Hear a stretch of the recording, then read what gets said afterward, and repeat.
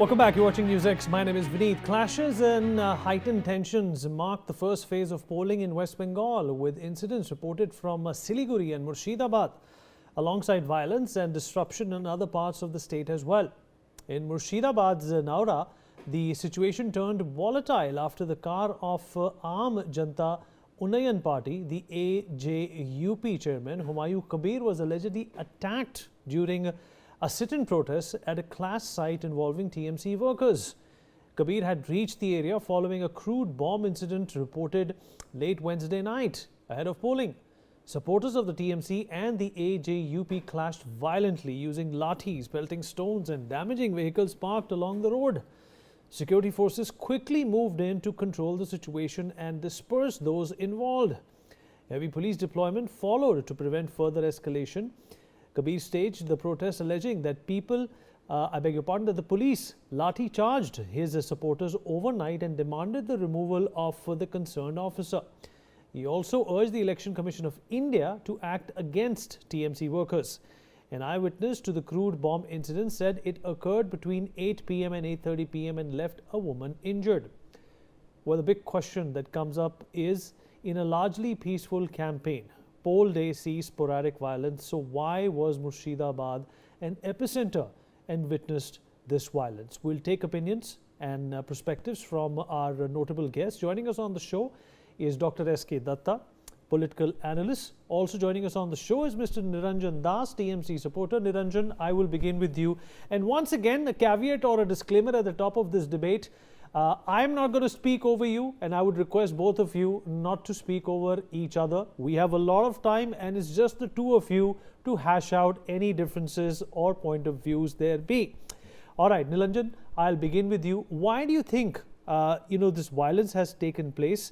There are other parts in West Bengal in the past as well, like Bildanga, the Ramnavami clashes, and other places in Howrah and Cooch Behar where election or violence around elections has been guaranteed. What do you make of what happened in Murshidabad?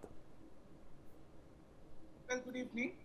I think the first phase of this election has been a completely peaceful and fair, free election.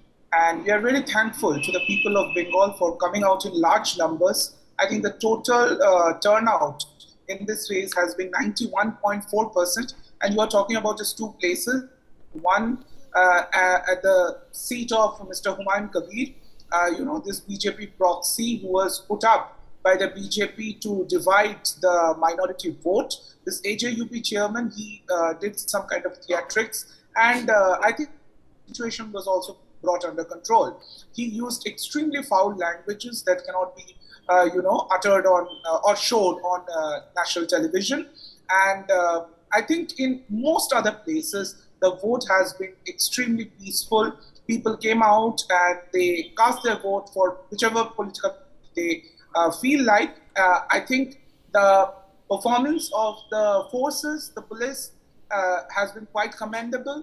The political parties also cooperated with them.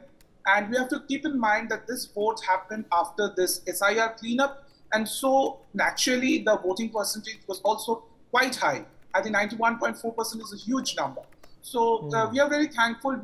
We are quite sure this was a vote to reject the BJP that has tried to disenfranchise the Bengalis, that has called the Bengalis Bangladeshis and Rohingyas, called us Guspetias, and the BJP that has, for the last 5 years, deprived Bengal from almost 2 lakh crore rupees. They have taken 6 lakh crore rupees in the last 5 years and have deprived us of all central schemes. So this was a vote to reject the BJP. And come 4th of May, I'm quite sure that BJP will be a completely spent force in Bengal. I think they will have to go back to Delhi or wherever they come from packing. Okay. All right. Dr. Datta, Murshidabad sits at the intersection of, tight electoral competition. There are local factors. There are local rivalries in Murshidabad as well. There is communal polarization in Murshidabad that also happens. A plain and a direct question to you. Why do you think Murshidabad is susceptible to this violence time and again? Good evening, Vinit. It is really very unfortunate that Bengal has always seen violence during the time of our, polls, as well as pre-poll and post-poll violence, and it has been a history of Bengal. So this time also, with so much of strong security done by the Election Commission of India, with such huge number of paramilitary forces, still sporadic violence did take place in Murshidabad, in Malda, and in a couple of more places. But having said that, if we compare this with the violence in the last Lok Sabha polls or in the last assembly election, this year's first phase of voting and the violence related to the first phase of voting is very negligible. Mamta Didi always keeps on saying that Humayun Kabir is a proxy of BJP, Furfura Sharif is a proxy of BJP. Left, then the Congress and the BJP are hand in glove with each other. Now if everyone is a proxy, then I think all the proxies should have come together, formed an alliance against the TMC itself, like this is nothing but this is a ploy to, hide away with the dismal performance of the TMC government and the huge level of policy paralysis, misgovernance, high level of corruption, complete lawlessness, violence against women, which are unprecedented. And of course, with that, we also have seen huge amount of communal violence, which have wrecked Bengal in the last couple of years. So these are major issues in which the state government is facing a huge amount of anti-incumbency. To hide that, you need a ploy to create an issue, and this is exactly what TMC tried to do today, but they utterly failed, I would say. In relation to the money which is not being given by the center, let me remind one fact out here.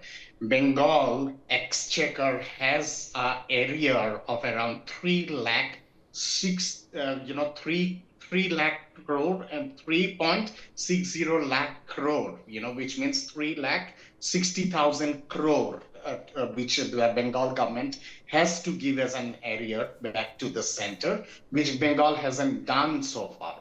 So before asking for more money, I think it should be decent enough for the state of West Bengal to pay back the area which it owes to the central government, and it hasn't done it for decades now. So But, there but Dr. has to be Datta, a but Dr. Datta, the West Bengal government also says that the center has not been giving them what's due, especially when it comes to the funds related to Manrega. See, there is a counter argument, no doubt about that, and you have rightly pointed that out.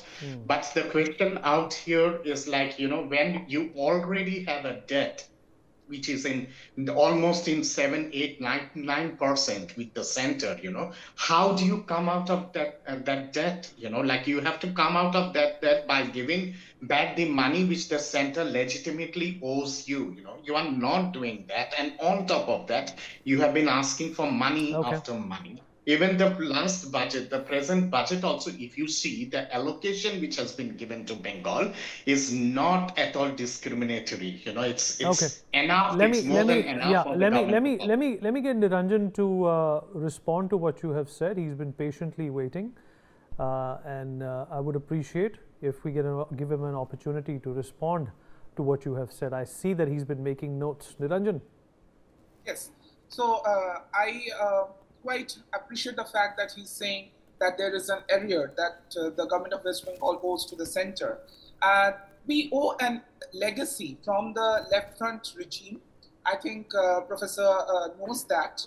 He knows that Bengal owes about 2 lakh crore rupees to the center.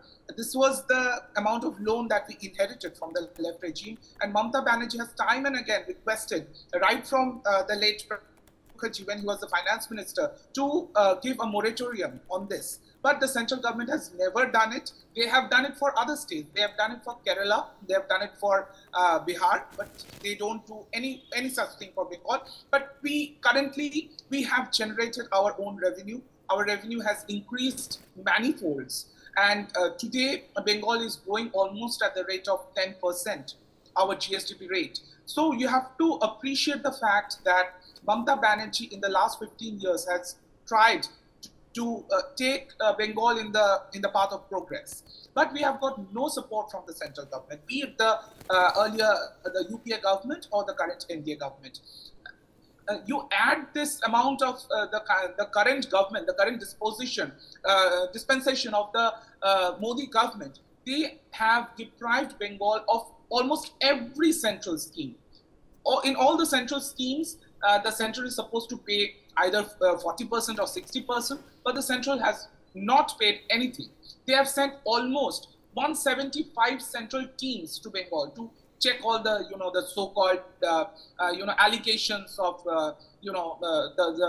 the corruption and all that. But still, they have not found anything. The parliamentary committees, they have said that Bengal's dues should be cleared, but still the central is not ready to pay our dues. In fact, they have changed the Manrega scheme to this G Ramji so that they don't have to pay any such thing. Court has asked them, no less than the Supreme Court has asked them twice to clear all the dues to Bengal, but they are still not ready to do that.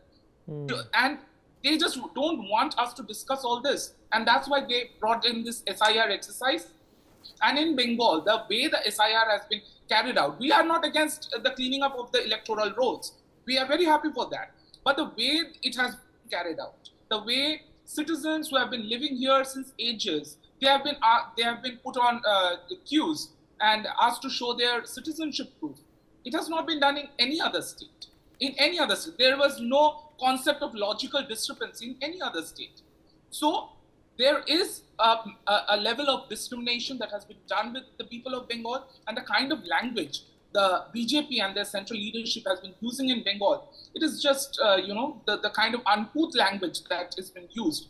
The people of Bengal are not ready to accept that, and that's why they are going to beat this BJP.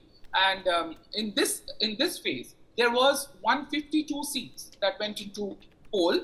Last time in 2021, TMC had won 92, the BJP had got 59. And this time, let me tell you that the TMC is going to get at least 120 seats, at least in this phase, out of this 152. And in the next phase, the TMC is again going to get some 120 around seats. So we are going to increase our seats. The people of Bengal are ready to give a fourth-term mandate to Mamata Banerjee. And this is going to be the last election for the Bharatiya Janata Party in Bengal, because their state president has already said that this is they're fighting their last election. If they cannot win this election, they will be wiped off. So you will see. All right. On 4th of May, we are going to see that the BJP will have to wind up its Bengal unit. All right, fair enough. I'm going to give Dr. Datta a couple of minutes to respond to that, and then we'll have to move on. Dr. Datta.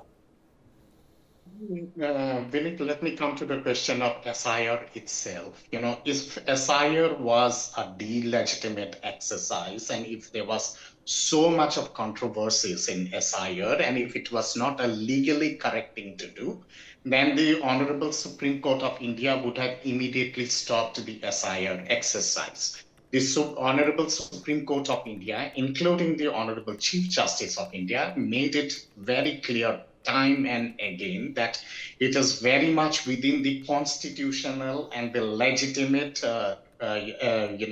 right of the Election Commission to conduct SIR exercise, and Election Commission of India has conducted SIR exercise in many states of India.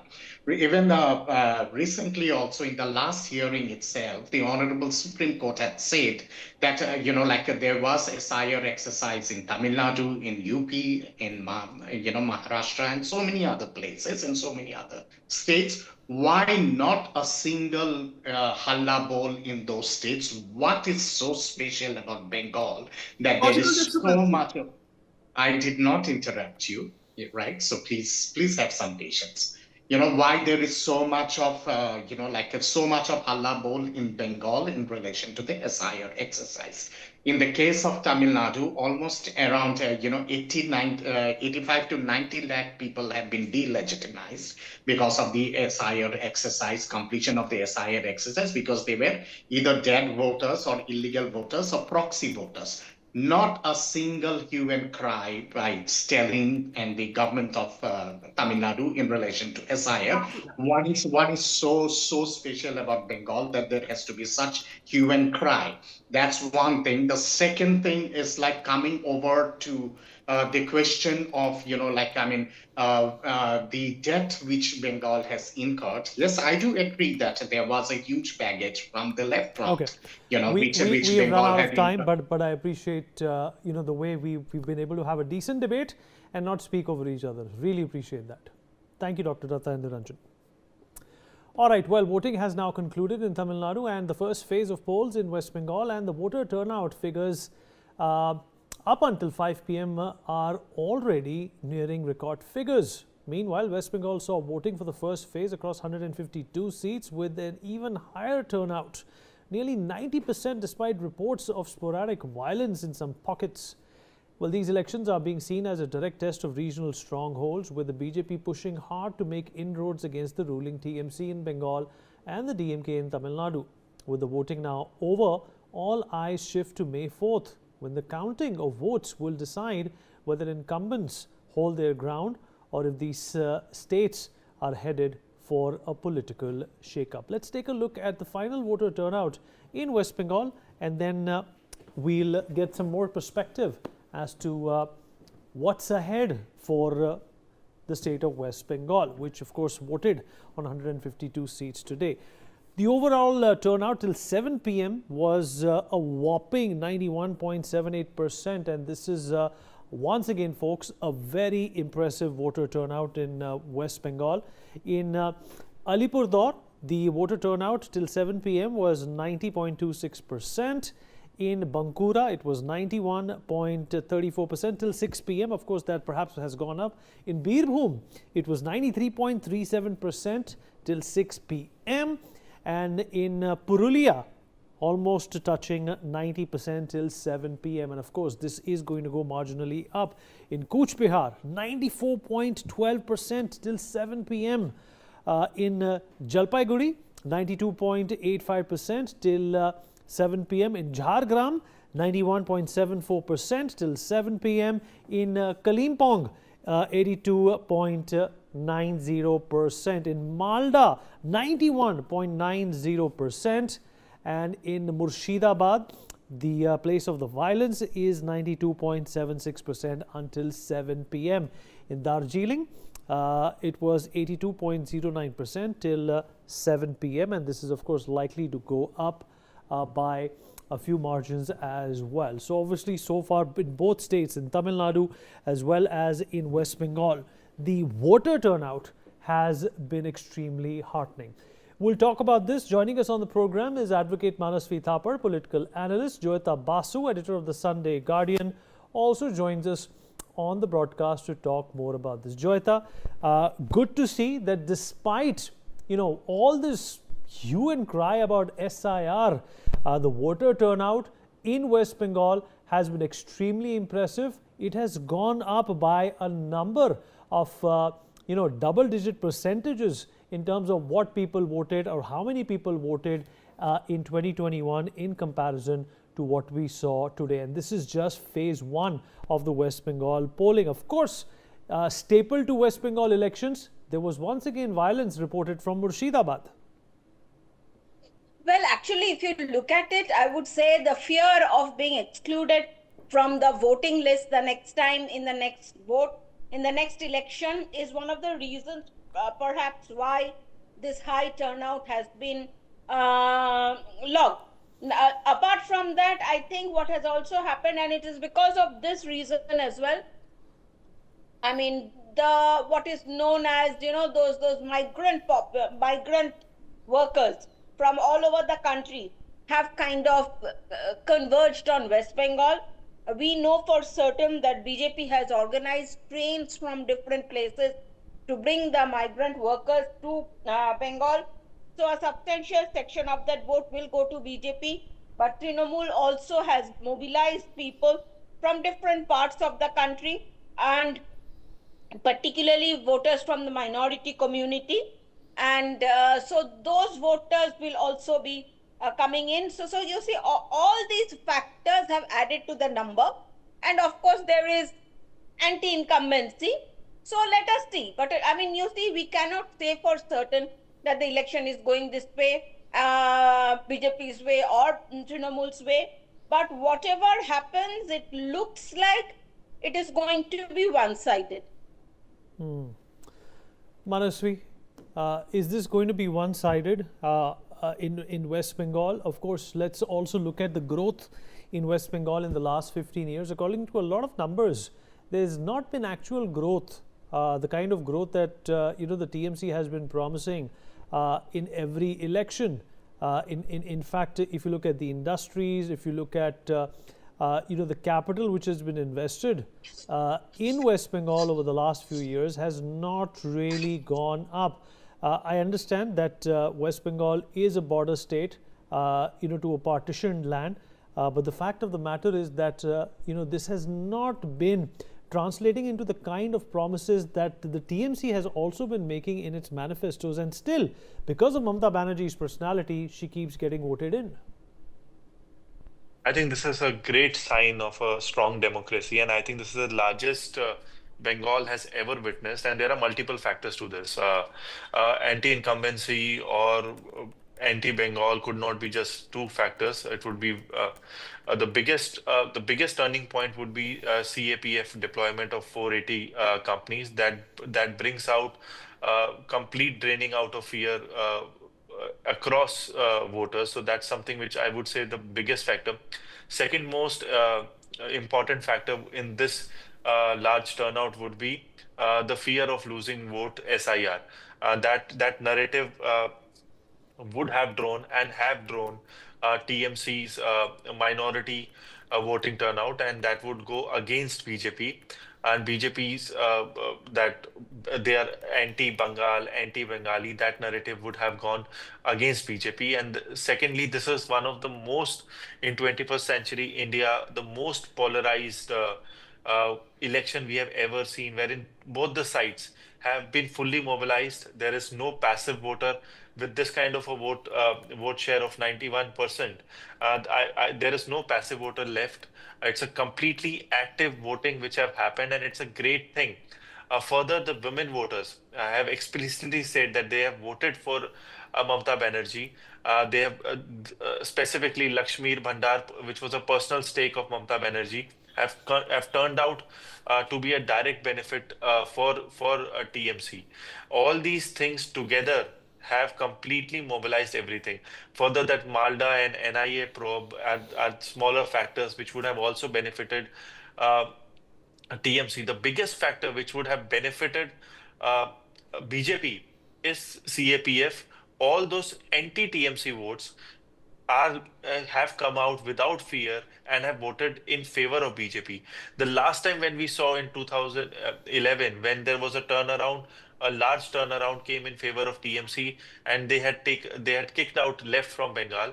And this is a bigger thing, but TMC is no left. TMC Karyakartas are no left. So it's an amazing election wherein two sides have voted head to head against each other, shoulder to shoulder against each other. And now whichever political party like Congress or AMIM would have cut, whose vote would be the deciding factor. So the margin of difference would be very less, but the voting share has exponentially increased. So that's a great factor for the Bengal politics. Okay, all right, Joyita. Before we wrap up, closing comments to what Manasvi has said, that regardless of the nuances of the West Bengal politics, there is shoulder-to-shoulder competition between two major parties. Well, Vineet, I mean, it's basically, I would say it's good that people have been able to vote. That is something that is extremely important. I mean, people outside Bengal do not know the kind of intimidation that has been happening, and particularly under Trinamool rule, and it has been most horrendous. So what is going to happen, this kind of voting percentage, the kind of presence of the central forces we saw on the ground, this would encourage people to come out to vote. And I would not go into people fearing about Lakshmi Bhandar and all these things, because BJP has also promised, in fact, they have promised to double it to 3,000. So if you're talking in terms of how much money and all, and the thing is, you see, the problem is that Mamata Banerjee may be a big leader, but people really, really hate Mamata's associates. And with the kind of corruption that is going on and the kind of joblessness in that state, women's safety is a major problem. As a Okay. result of which, what is happening in Bengal is that anti-incumbency is very high. And especially after the first phase, I don't think, I mean, BJP has all to gain. Trinamool has a lot to lose. All So right. let us see which way first phase has gone. Fair enough. Joyita, Manasvi, appreciate you joining us. We take a short break on that note. We'll be right back.